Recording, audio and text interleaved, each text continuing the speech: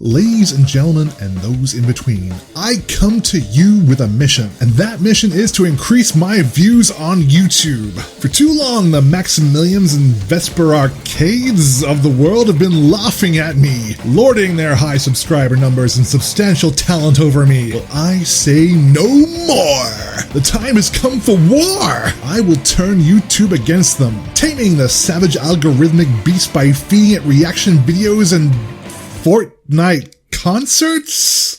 That's a thing now? Fuck, we are never going to compete with that. Fighting games are screwed, people. They're a dead genre. My advice, sink everything into fidget spinner reviews. Look, they're not a fad. They're coming back. Don't argue with me. I literally cannot afford to be wrong on this one. Fighting game news happened this week, and I'm going to talk at you about it now. A combat cast happened today, revealing both VORAH and KABAL being added to the game roster. For those of you who don't know, VORAH is a hive of insects living inside a human shell, and KABAL is the last thing that you will ever see before you are sent to time jail for crimes against the Chrono Wizards. You can probably guess by now that I know nothing about either of these characters, but they look pretty cool and that has to count for something, right? Also, Kano is going to be there, and he might be a pirate now, I guess. If he is, at least this game will finally settle the argument between pirates and ninjas, which obviously ninjas would win. And no, I don't agree with your stupid pirate logic, because if I did, we would both be wrong. And clearly you cannot handle that emotionally, Karen. Lastly, it was confirmed that Shaggy will also never be a guest character in the game, because the game does not launch until April, and the whole Ultra Instinct meme would be kinda dead by then. I mean,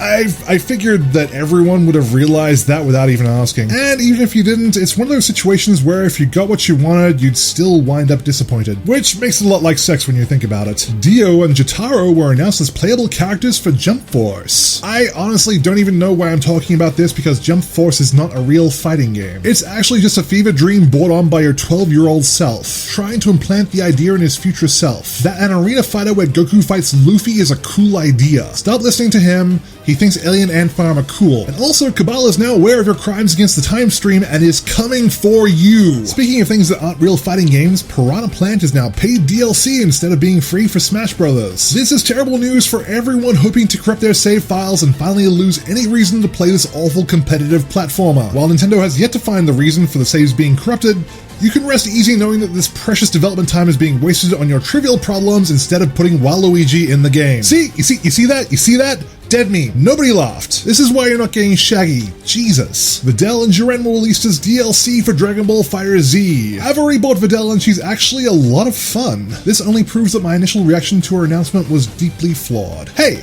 Red from a week ago. Yeah, Red Gambit, I'm talking to you. What was up with that? Hating on Videl? She's fucking fun, you goddamn coward. Yeah, that's right. I said that. Yeah, come on, fight me, pussy. Bet you can't land a single blow. Oh god, KABAL, I'm sorry.